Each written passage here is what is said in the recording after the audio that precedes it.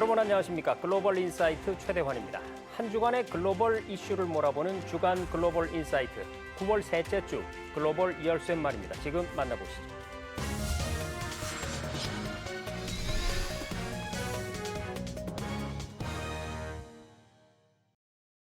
네, 경주 에이펙 정상회의를 앞두고 경호와 관련된 준비 상황을 꼼꼼히 한번 짚어보겠습니다.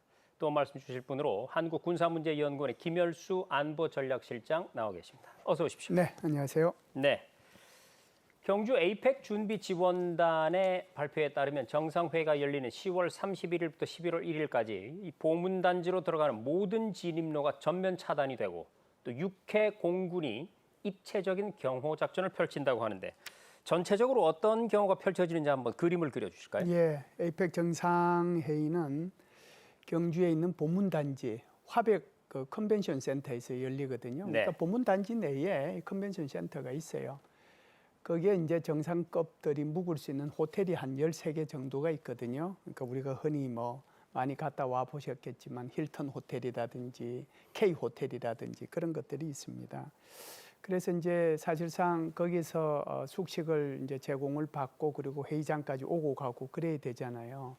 그러려고 하면 이제 여기에 대한 경우가 필요한데 군대뿐만이 아니고 경찰, 그다음에 해양경찰청, 소방 이런 것들이 결국은 대통령 경호처를 중심으로 해가지고 특별 경호단이 이제 꾸려지게 되거든요.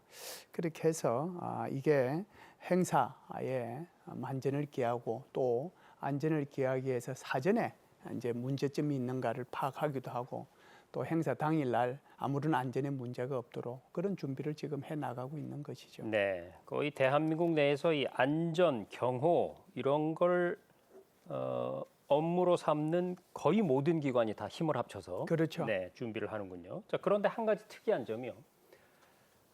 이런 기사를 봤습니다. 해경이 그 보문단지 안에 호수가 있잖아요. 보문 네. 호수 굉장히 깊은 걸로 알고 있는데 물도 많고 그 호수의 물을 70% 정도를 빼내겠다 이런 계획을 발표했는데 이렇게 하는 이유가 궁금하고요. 사실 호수의 물을 뺀다는 게 보통 일이 아니지 않습니까? 그렇죠. 이제 보문 호수라고 하는 것이 자연 호수가 아니고 인공 호수거든요. 네. 1963년도에 조성이 됐어요. 이제 길이를 직선 거리로 하면 한 1.6km 정도 되고 네. 폭은 한 500m 정도 됩니다. 근데 이걸 이제 산책로를 이용해 가지고 걸으면 그게 이제 한 8km 정도 되는데 네. 지금 특히 그림에 이제 나오지만 굉장히 큰데요. 네, 특히 보면은 뭐 벚꽃이 아주 유명해 가지고 저기를 이제 서로 가려고 뭐 난리가 나는 곳이 바로 저곳이라고 볼 수 있는데 저게 이제 보문 호수가 한 50만 평 정도 되거든요. 50만 평 정도 되는데 깊이가 이제 문제가 되는 거죠. 깊이가 깊은 데가 이제 한 22m 정도가 되고 뭐 평균 한 15m 정도 된다고 그러더라고요. 근데 이런 상태에서는 그 바닥에 뭐가 있는지 폭발물이 있는지 그렇죠. 어떤 위험 요소가 있는지 그건 네. 모르잖아요. 그렇기 때문에 이제 물을 한 70% 빼내는데요. 지금도 저희가 인공 호수기 때문에 물 모자라면은 거기다가 물을 이제 넣어주고 물이 또 많으면은 빼내고 하는데 이거 전부 다 전기로 가지고 이제 배수를 하는 거거든요. 네. 그래서 배수하고 급수하고 하는 거기 때문에 일단 70% 정도는 빼내야 그 안에 이제 뭐가 있는지를 다 점검을 하고 점검이 다 끝나고 나면 다시 이제 물을 네. 어느 정도까지 채우는 거거든요. 그래서 저거는 뭐 큰 문제 없이 지금까지 평상시에 해오던 거니까 조금 더 많이 물을 뺀다 그런 차원이 있죠. 네, 호수물까지 빼고 다 뒤져볼 정도로 철저히 준비하고 있다 이렇게 생각하시면 될 것 같고요. 각국 정상과 대표단, 장관, 경제 주체들이 대한민국 영공에 진입할 때부터 떠나는 순간까지 완벽한 경호 작전을 유지하겠다. 이게 경호안전 통제단이 구성되면서 대통령 경호처가 밝힌 각오입니다. 자, 실장님, 그러면 이 모든 경호를 대통령 경호처에서 이 사령탑 역할을 하는 겁니까? 예, 통상은 이제 이렇게 정상회담, 다자회담 차원에서의 정상회담하면 다 경호처가 주관이 돼요. 네. 그래서 경호처는 이제 지난 5월 달이죠. 지금 말씀하신 것처럼 경호안전 통제단을 구성을 했어요. 그 경호안전 통제단에는 경호작전본부가 있고 테러정보지원본부가 있고 그리고 이제 경찰작전본부, 군작전본부, 소방작전본부, 해양경찰작전본부 해서 6개 분야로 구성이 돼 있거든요. 그래서 이게 이제 이 경호안전통제단은 보문단지 지형 분석을 해가지고 맞춤형 경호를 이제 추진을 이제 하고 그것뿐만 아니라 이제 주민들이 거기에 있는 분들은 아무래도 좀 불편할 수 있잖아요. 네. 그렇기 때문에 이제 가능하면 주민 피해를 최소화하기 위해서 열린 경호 그리고 낮은 수준의 낮은 경호 그걸 통해 가지고 이번에 경호를 하겠다라고 하는 생각을 가지고 있습니다. 네, 열린 경호, 낮은 경호. 자, 각국의 정상들이 입국할 때 아무래도 가까운 김해공항으로 들어올 확률이 높습니다. 왜냐하면 경주까지 1시간 정도밖에 안 그렇죠. 걸리거든요. 그렇게 되면 이제 공항이라든지 또 KTX 역사라든지 그러니까 경주 그 보문단지 외에 굉장히 이렇게 경호 범위가 넓어진다고 생각이 되는데 어떻습니까? 그렇죠. 이제 제일 중요한 것이 지금 말씀하신 것처럼 이제 대부분이 김해공항으로 들어오잖아요. 네. 그럼 김해공항에 내려서 한 1시간 정도 이렇게 차량을 타고 경주 보문단지로 들어가게 되거든요. 그러면 이제 거기에서 보면 크게 이제 두 개의 그 중요한 경호 지점이 있어요. 네. 바로 하나가 이제 김해공항 자체가 되겠죠. 네. 그래서 김해공항에서의 안전 문제 그리고 그 VIP들의 동선 이런 것들은 이제 제대로 다 되는지 안 되는지를 봐야 되는 게 중요할 거고요. 그리고 이제 1시간 동안 이제 차량으로 이동해야 되니까 그 차량 이동할 때도 이제 문제가 없어야 되니까 네. 그 부분도 이제 확인을 해야 되고 마지막으로는 이제 경주 나들목을 통해 가지고 톨게이트를 지나가야 되잖아요. 네. 그러면은 거기에 이제 이렇게 그 잼 현상이 생길 수 있단 말이죠.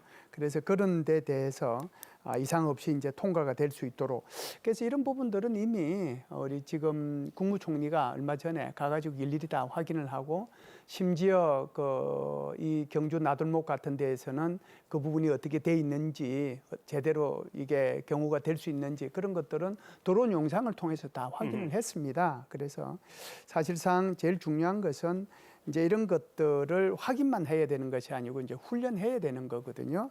그래서 지난 8일 9일이죠. 지난 8일 9일 경북 독청, 경상북도 경찰청하고 그다음에 우리 경찰청하고 합동으로 해가지고 모터게이터를 대상으로 해서 기동 경호 훈련을 했거든요. 네. 그래서 모터게이터라고 하는 것이 우리가 경호를 하면 사이카만 경찰이 타는 그것만 생각하는데 그거하고 순찰차, 지원차 이걸 합해가지고 모터게이트라고 네. 얘기하거든요. 그것이 이제 우리 경찰청과 경북 경찰청이 합동으로 이미 한번 훈련을 했어요. 그리고 그 훈련을 이제 해가지고 문제점이 뭔지를 파악을 하고 제가 볼 때는 앞으로도 본격적으로 이달 중순부터 이달 말까지 계속해서 이런 모터게이트 훈련을 하지 않겠는가 이렇게 봅니다. 그렇군요. 그런데 사실 각국 정상들이 한 자리에 모이는 만큼 가장 중요하게 생각해야 할 게 바로 테러에 대한 대비일 겁니다. 테러 가능성 당연히 염두에 두고 지금 준비를 하고 있겠죠. 그렇죠. 지금은 이제 정세 자체가 좀 불안하지 않습니까? 네. 중동 정세도 있는 거고 러시아 우크라이나 전쟁도 전쟁 있는 중이고, 거고 네. 그러다 보니까 이제 또 테러 문제가 계속해서 부상이 되고 있고 특히 이제 트럼프 대통령 같은 경우에는 작년도에 선거 유세 기간 동안에 두 총격 번에 사건도 걸쳐서 있었습니다. 네. 저격 미수 사건도 또 네. 있었고 그런단 말이죠. 그래서 사실상 이 테러라고 하는 것이 크게 보면은 이제 세 종류로 나눌 수가 있습니다. 그래서 우리가 로니 울프 그러니까 소위 말해서 외로운 늑대라고 얘기하는 거죠. 어느 누구에도 뭐 간섭 반짝고 자기 서술에 신념에 의해 가지고 테러를 저지르는 그런 유행이 하나 있고요. 두 번째는 국가가 후원하는 테러가 있습니다. 북한이 여태껏 이제 했던 테러가 바로 이거였고요. 세 번째는 국제 범죄 조직이 이제 일으키는 테러가 있거든요. 네. 우리로 봐서는 누구든지 간에 이 테러의 가능성이 있기 때문에 여기에 대해서 이제 대비를 해야 되는 거죠. 그렇기 때문에 공항, 항만, 고속도로, 톨게이터 이런 데 대해서 전반적으로 이제 행사장을 포함해 가지고 검문 검색을 강화해야 되고요. 특히 이제 북한이 이때 사이버전을 할 수도 있고 또 인지전을 할 수도 있거든요. 그 여기에 대한 대응도 해야 되고 또 SNS를 통해 가지고 폭력 핵인을 이렇게 부추기는 그런 것도 네. 있을 수 있기 때문에 이에 대한 대응도 같이 해야 되지 않는가 이렇게 봅니다. 잘 알겠습니다. 그런데 이 테러에 대비한 그 준비는 뭐 인력도 인력이지만 사실 기술력이 뒷받침이 돼야 됩니다. 국제 행사가 각국에서 있을 때 자세히 보면은요, 거의 첨단 장비들이 테러 방지에 동원되는 것을 볼 수가 있거든요. 이번 경주 에이펙도 마찬가지겠죠. 그렇죠. 우리 과거의 역사를 좀 볼 필요가 있는데요. 2010년도에 우리 한국에서 이제 G20 네. 회의를 이제 주관을 했잖아요. 그때는 이제 폭발물 처리 로봇 특공 대원들이 내시경을 이용해 가지고 폭발물을 무력화하는 전파교란기를 이제 사용하는 다목적 이제 그 차량을 한번 선보인 적이 있거든요. 두 번째는 이제 2018년도 평창 올림픽 때도 사용을 했고 2019년도에 한 아세안 회의, 그러니까 한국과 아세안 10개국 회의를 우리 한국에서 주관을 했는데 그때도 사용한 것이 바로 다목적 무인 경비 차량입니다. 이게 이제 HR 쉐르프라고 얘기하는데 요거는 이 차량의 전후 좌우에 카메라가 부착이 돼 있어요. 그 카메라를 가지고 360도를 돌아갈 수 있고 주야간으로 촬영이 가능하기 때문에 이것이 고화질 광학 영상을 수집할 수 있고 또 열 영상을 수집해가지고 이제 문제 없도록 하는 거거든요. 안면 인식 기술기도 이제 적용을 하고 있어요. 근데 올해 같은 경우에는 로봇견, 경비 드론, 전자파 탐지기, 사이버 공격에 대응하는 ICT 보안 장비 이런 것들이 새롭게 선보이면서 이게 경우에 아주 만전을 기하는 그런 새로운 장비들이 등장하지 않겠는가 이렇게 봅니다. 네, 자 이제 정말로 며칠 남지가 않았습니다. 실장님 앞으로 경주 에이펙 정상회의 준비에 남은 일정들을 좀 소개해 주실까요? 아무래도 이제 지금 거의 다 이제 마무리는 된 것 같아요. 전체적으로 보면 한 90% 안팎의 공정률인데 정상회의장은 한 88%가 된 것 같고요. 네. 국제미디어센터는 90%, 전시장은 95%, 만찬장은 89% 그 정도 된 것 같습니다. 그런데 우리가 흔히 얘기하면 에이펙 정상회담 하면은 10월 30일부터 11월 1일까지 정상들 오는 회담만 생각하잖아요. 네. 실제로는 그렇지 않아요. 그렇죠. 사실상 그 전부터 쭉 회의들이 이어져 왔었고 1년 내내 특히 했습니다. 그렇죠. 네. 집중적으로 이루어지는 게 27일부터예요. 그래서 10월 27일부터는 최고위급 관리회의가 27일, 28일 이틀 동안 열리고요. 외교 통상 합동 강요 회의는 29일, 30일 또 이틀 동안 열리고 그리고 난 뒤에 이제 마지막 31일하고 11월 1일 이틀 동안 정상회의가 열리는 거거든요. 그래서 아마 여기에 대해서 교통, 보안, 의료, 봉사, 문화관광 여기에 대한 것들이 다 서비스해야 되고 지원해야 되는데 이런 것들을 최종적으로 점검하는 거 이것이 남아있지 않는가라고 봅니다. 그렇군요. 이제 마지막 질문 드려야겠습니다. 사실 올림픽도 그렇고 월드컵도 그렇고 모든 국제 행사가 마찬가지겠지만 이 경주 에이펙 정상회의도 성공적으로 이끌기 위해서는 가장 중요한 게 국민들의 관심과 성원 아니겠습니까? 그렇죠. 우리가 꼭 알아야 한다거나 아니면 또 협조해야 할 만한 그런 사항들이 뭐가 있을까요? 예, 아무래도 이제 이번에 에이펙 정상회의의 주제 그것이 뭐냐면은 우리가 만들어가는 지속 가능한 내일이고 부제가 연결, 혁신 그리고 번영입니다. 그래서 사실상 이 기간 동안에 미중 정상회담도 있고 이럴 수 있는데 성공적으로 마무리가 될 수 있도록 국민 여러분들께서 좀 불편하시더라도 적극적으로 지원해 가야 되지 않겠는가. 그래서 이것이 또 성공이 돼야 대한민국의 국제적 위상도 그만큼 올라가지 않겠습니까? 저는 뭐 성공되리라고 확신을 합니다. 지금까지 한국군사문제연구원의 김열수 실장이었습니다. 고맙습니다.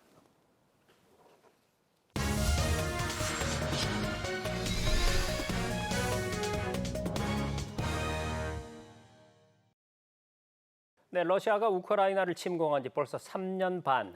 드론이 전장의 새로운 핵심 전력으로 부상했습니다.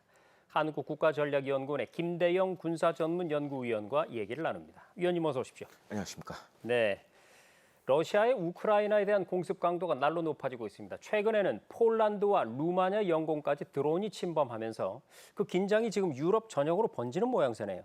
그렇습니다. 현지 시간으로 지난 10일이었죠. 러시아에서 우크라이나를 향해 한 드론 410여 대를 이제 발사를 했어요. 네.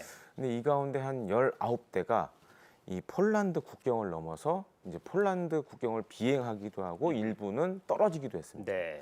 그래서 이에 맞서 가지고 이제 폴란드 공군의 F-16 전투기도 출동을 했고, 그다음에 네덜란드의 이제 F-35 전투기도 지금 이제 폴란드에 지금 대기를 다 하고 있는 상황입니다.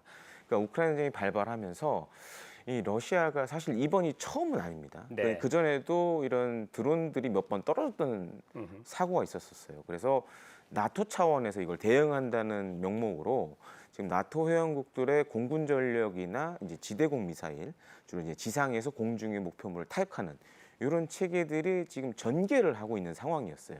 그래서 여기 이제 네덜란드의 F-35 전투기도 출동을 했는데 어떻게 보면 이제 나토가 이런 공동 대응에 그러니까 러시아 드론을 잡는데 공동 대응에 나섰다라는 의미도 있고 네. 또 이제 폴란드 입장에서 봤을 때는 폴란드와 러시아 사이는 이렇게 딱히 좋지는 않습니다. 그러니까 과거부터 역사적인 문제도 있고 네. 지금도 사실 이제 우크라이나전 다음에 폴란드를 향해서 러시아가 또 전쟁을 일으킬 수 있다라는 얘기를 좀 유럽에서 많이 나오고 있습니다. 그렇기 때문에 이제 이 상황 자체를 단순하게 볼 건 아니다라고 지금 그래서 굉장히 강경한 어조로 네. 이제 대응을 하고 있고 또 루마니아에도 이 또 영공 침범을 했어요. 네. 그래서 이런 걸 봤을 땐 전반적으로 좀 이런 느낌이 많이 들죠. 이제 러시아가 이 군사적인 측면에서 봤을 때 나토가 러시아의 드론에 대해서 어떻게 반응하는지 아하. 이런 걸 한번 이제 간보기를 좀 하는 것 같아요. 근데 이제 폴란드 영내에 떨어진 드론 같은 경우에는 게르베라라는 기종으로 지금 파악이 되고 있습니다. 네. 그래서 이 게르베라라는 드론 같은 경우에는 일종의 이제 기만 드론이에요. 그러니까 폭탄이나 이런 걸 장착하지 않고 뭐 자폭해서 적의 목표물을 타격하는 것이 아니라 일종의 이제 방공망에 혼란을 주거나 이제 방공망의 처리 역량을 증가시키는 그런 용도로 보여지고 반면에 이제 루마니아 상공에 이제 비행했던 드론은 약간 이제 그런 자폭 드론. 네. 그래서 이제 러시아가 우크라이나를 발발하면서 이란에서부터 이제 샤헤드 136이라는 드론을 들여와서 이걸 또 국내에서 만들어서 지금 쓰고 있는데 계란형 자폭 드론으로 이렇게 알려져 있습니다. 그렇기 때문에 전반적으로 봤을 때 이 폴란드, 루마니아 그리고 나토가 이 러시아의 드론에 어떻게 대응하는지를 한번 러시아가 떠본 거 아닌가 좀 그렇군요. 이렇게 보여집니다. 무슨 드라마 제목 같긴 한데 푸틴의 위험한 간보기 뭐 이런 말이 떠오르네요. 맞습니다. 자, 이에 맞서서 이에 질서라 우크라이나가 역시 드론으로 러시아를 공격을 했는데 러시아의 이곳을 집중 타격을 했죠. 그게 어디입니까? 바로 이제 정유 시설입니다. 네. 그러니까 지금 러시아가 됐든 우크라이나가 됐든 어찌 됐든 간에 전쟁의 향방을 뒤엎기 위해서 서로의 가장 아픈 곳만 때리고 있어요. 네. 근데 여기 사용되는 게 다 드론입니다. 그래서 이제 우크라이나 같은 경우에는 특히 러시아 같은 경우에는 뭐 많은 분들 아실 겁니다. 산유국이죠. 그렇죠. 천연가스 많이 나죠. 실제로 전비의 상당 부분을 이걸로 충당을 하고 있어요. 전쟁의 돈줄입니다. 네. 그렇습니다. 근데 이제 문제가 뭐냐? 지금 전쟁을 러시아가 일으켰기 때문에 미국을 비롯한 유럽 여러 나라들이 각종 제재를 벌이고 있습니다. 네. 그러다 보니까 과거처럼 제값받고 팔기는 어려운 상황이에요. 그러다 보니까 뭐 인도 뭐 이런 나라들은 그냥 싼 값에 막 팔고 있는데 그러니까 이게 사실 전쟁의 돈줄이니까 우크라이나 입장에서는 이걸 계속 공격을 하는 겁니다. 네. 그리고 우크라이나 같은 경우에는 사실 이제 많은 분들이 잘 모르시지만 항공 우주 기술은 옛날부터 어느 정도 갖고 있던 나라였어요. 네. 근데 최근에 이제 IT 기술이 좋아지다 보니까 여기에 이제 드론을 만드는 기술이 급속도로 좋아진 거죠. 그러다 보니까 이제 돈줄 차단 목적도 하나가 있고 또 한 가지로는 요즘 이제 러시아 영상들 잘 보시면 주유소마다 차들이 줄을 서 있어요. 아하. 왜냐하면 정유 시설이 타격을 받다 보니까 네. 휘발유라든지 디젤유가 제때 못 나오는 거예요. 그렇군요. 그러니까 이게 러시아의 돈줄 막기도 있지만 러시아 국민들의 삶을 불편하게 만들어서 우크라이나에 유리한 종전 환경을 만들겠다라는 네. 것도 좀 담겨 있습니다. 그렇군요. 자, 3년 반 동안에 이어진 이 러시아 우크라이나 전쟁 내내 가장 많이 등장한 단어를 꼽으라고 하면 단연 아마 드론일 겁니다. 그렇습니다. 이번 전쟁을 통해서 이 드론의 활용 범위가 얼마나 넓어졌다고 봐야 될까요? 전쟁 초기만 하더라도 드론의 가장 핵심적인 역할은 정찰이었어요. 네. 근데 전쟁이 이제 초반을 지나서 지금 이제 뭐 중반 언제 끝날지 모르겠지만 근데 이제 갖추어지는 기능 중에 하나가 이제 뭔가를 공격할 수 있는 기능. 그러니까 정찰뿐만 아니라 공격까지 할 수 있는 기능이 추가되고 있습니다. 네. 예를 들어서 좀 큰 드론을 만들어서 수류탄을 떨군다든가 박격포탄을 떨군다든가 이런 식으로도 지금 진화를 하고 있고 또 한 가지는 제가 앞서도 말씀드렸지만 양쪽 다 이제 드론을 교란하는 전자전을 광범위하게 펼치다 보니 그럼 이거를 극복할 수 있는 게 뭘까? 그래서 나온 게 이제 광섬유 드론이고 네. 또 한 가지로는 이제 지금 우크라이나 전쟁을 잘 보시면 미사일과 드론의 경계가 무너지고 있어요. 네. 드론인 것 같은데 미사일 같이 쓰기도 하고 뭐 이런 것들이 굉장히 많아지고 있습니다. 그래서 이제 아주 이제 단적인 예로 올해만 하더라도 우크라이나 전쟁에서 드론만 한 3만 4천 대가 지금 쓰여졌다고 이렇게 알려져 있습니다. 네. 그러니까 이게 뭐 전년 동기 대비 한 9배 늘었다 이런 얘기 나오고 하루 사이에 뭐 이게 여러 한 800대 넘는 드론들이 왔다 갔다 하기도 하고 네. 또 한 가지 이제 과거와 달리 지금은 뭐 유튜브나 이런데 잘 보시면 우크라이나 전쟁 관련된 영상들이 매일같이 쏟아져요. 네. 그게 대부분 다 이제 드론에서 찍는 영상들입니다. 그러니까 그런 걸 통해서 일종의 인지전, 심리전도 수행을 하고 있고 정말 드론이 이제는 전쟁에서 빠지면 안 되는 네. 그런 상황까지 왔다라고 좀 말씀을 드리고 싶고 또 한 가지는 이제 우크라이나가 드론을 많이 쓰면서 지금은 이제 우크라이나가 드론을 전쟁에서 즉각 쓰기 때문에 드론 기술이 가장 앞서간 나라가 됐어요. 아하. 러시아도 사실 비슷한 상황이고 그러다 보니까 지금은 전 세계적으로 우크라이나의 드론을 많이 좀 집중해서 보고 있는 상황입니다. 그렇군요. 자, 전장에서 이제 드론이 없는 상황은 상상하기가 힘든데 드론이 이렇게나 주목을 받은 건 바로 가성비. 그러니까 가격 대비 높은 성능 때문 아니겠습니까? 맞습니다. 군용 드론의 가성비 어느 정도라고 볼 수 있을까요? 이번 이제 우크라이나 전쟁에서들 아마 많이 보셨을 거예요.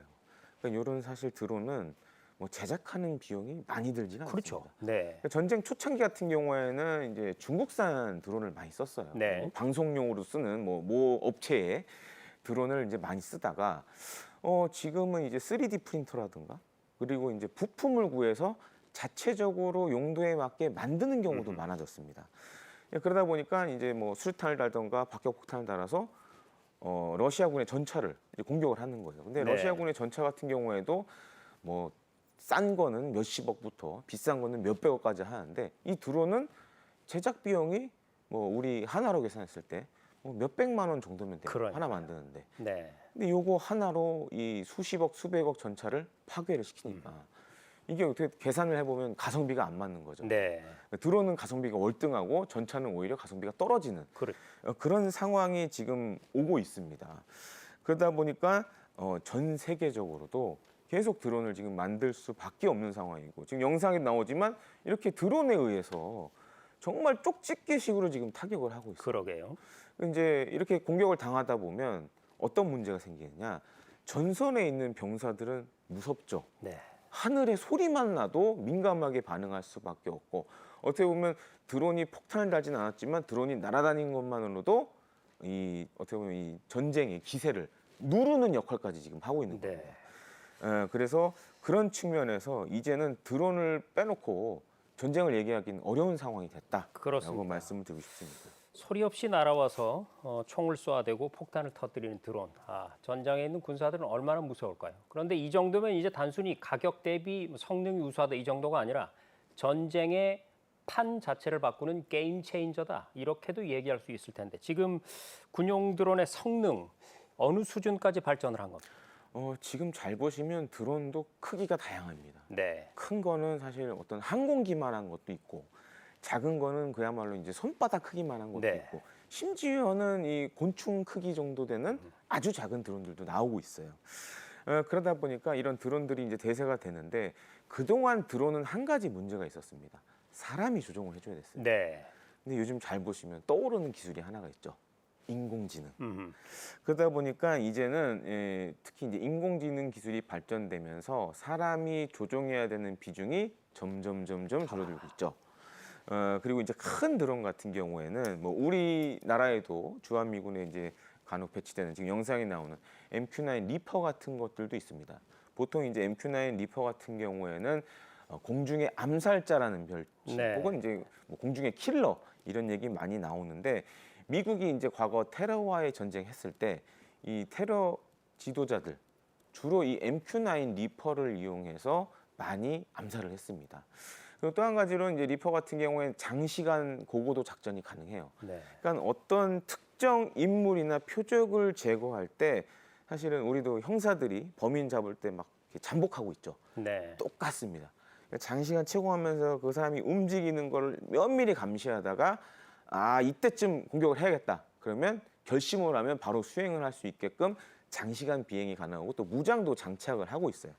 이런 것들에 더해서 이제 각종 센서들, 뭐 이제 밤낮 할 것 없이 전자광학 장비라든가 연령상 장비를 통해서 이제 추적 감시하는 그런 기능들도 갖고 있는데 사실 이런 기능들은 우리 국산 무인기도 지금 하나둘씩 갖춰가고 있는 상황이라고 좀 말씀을 드리고 싶습니다. 네. 도대체 이 빠르게 진화하는 드론 어떻게 대응을 해야 할 것인가? 어떤 준비들을 하고 있는 건가요? 그래서 이제 두 가지 다 하고 있습니다. 그러면서 이제 좀 저렴한 물리적 요격 수단은 이제 대공포 같은 것들. 대공포. 대공포는 상대적으로 이제 포탄 가격이 싸다 보니까 미사일보다는 네. 대신 여러 발을 쏴야겠죠.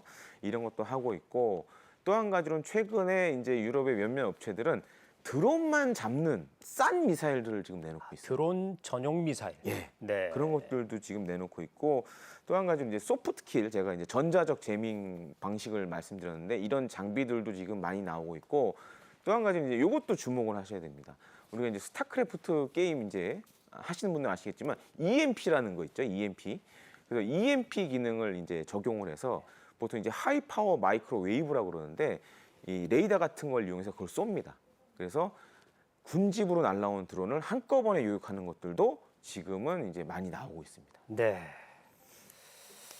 점입 가경입니다. 뭐 일본도 드론 방어에 엄청난 준비를 하고 있다고 하고 앞으로도 어쨌든 이 드론은 계속해서 북한 같은 경우 움직임도 우리에게 또 직접적인 위협이 되고 있지 않습니까? 맞습니다. 그러니까 지금 북한도 일단은 이제 핵 개발, 뭐 미사일 개발 이것도 열심히 하고 있지만 지금 북한이 우크라이나 전쟁에 참전했죠. 네. 러시아 따라서 그러면서 사실 많이 배우고 있어요. 그래서 이제 배우지 말아야 할 걸 배워서 걱정입니다. 그렇죠. 네. 이제 그리고 이제 그 러시아도 이제 이란의 샤헤드 136을 가져와서 뺏겨서 자기네가 만드는 자폭 드론 같은 것도 지금 북한도 공장에 가서 취업을 해서 그걸 배워오고 있다라는 뭐 얘기도 들리고 있습니다. 네. 그러니까 그 정도로 지금 북한도 드론에 굉장히 많은 투자를 하고 있고 또 한 가지 이제 우크라이나 전쟁에서 그걸 봤으니까 네. 방해도 받고 이런 경험들이 사실 우리 입장에서 봤을 때는 무섭죠. 네. 우리도 물론 드론 열심히 개발하고 있지만 북한은 어떻게 보면 실전 경험을 지금 체험을 하고 있는 상황이니까. 네. 그러면 이제 거기서 이어서 마지막 질문을 드려야 될 것 같습니다. 앞으로도 드론은 계속해서 전장터의 게임 체인저 역할을 하게 될지 궁금하고요. 예. 그리고 우리나라는 이 드론 위협에 어떻게 대비하고 어떤 준비를 해야 된다고 보십니까? 그래서 최근에 이제 국방부가 50만 드론 전사 양성이라는 아하. 이런 좀 거대한 계획을 이제 발표를 했습니다. 네. 그러니까 그런 걸 봤을 때 우리나라도 이 전 세계적인 트렌드에 맞춰서 앞으로 군의 드론이 중요한 무기 체계로 이제 돼 갈 수밖에 없다라고 이제 군도 인식을 하고 있고 또 한 가지로는 우리 이제 국내에 뭐 큰 방산업체든 중소방산업체든 지금 다 드론 개발에 열심히 해요. 그리고 드론을 잡는 이 대드론 장비라고 많이 얘기를 하는데 이것도 굉장히 지금 많이 하고 있고요. 또 한 가지 우리 군 입장에서 봤을 때 한 가지 또 큰 문제가 있죠. 지금 인구 절벽으로 인해서 군병력이 계속 그렇습니다. 줄어들고 있습니다. 네. 그거를 무인 전력들이 지금은 이제 대신 해줘야 돼요. 네. 그래서 이제 요즘 많이 나오는 얘기가 유무인 복합이라는 걸 많이 얘기를 합니다. 네. 그러니까 유인 무기 체계와 무인 무기 체계를 복합적으로 써야 된다라는 것도 우리가 지금 많이 연구 개발과 투자를 하고 있고 그리고 우리나라의 대표적인 뭐 항공 우주 업체, 뭐 한국항공우주산업이나 대한항공도 사실 우리 군의 요구도에 맞는 다양한 드론들을 지금 만들어서 배치하고 있고 또 해외에서도 우리 K 드론 관심 많습니다. 그래서 일부 방산 중소기업의 새를 닮은 드론 같은 것도 있거든요. 네. 이런 거는 이미 이제 중동 국가가 사간 사례도 있고 그래서 이게 단순히 우리 군사력 증강 목적도 있지만 우리 경제에도 향후에 드론이 중요한 역할을 할 걸로 보여집니다. 네. 잘 알겠습니다. 지금까지 한국국가전략연구원의 김대영 연구위원이었습니다. 오늘 말씀 고맙습니다. 감사합니다. 네, 지금까지 9월 셋째 주 글로벌 인사이트였습니다. 시청해 주신 여러분 고맙습니다.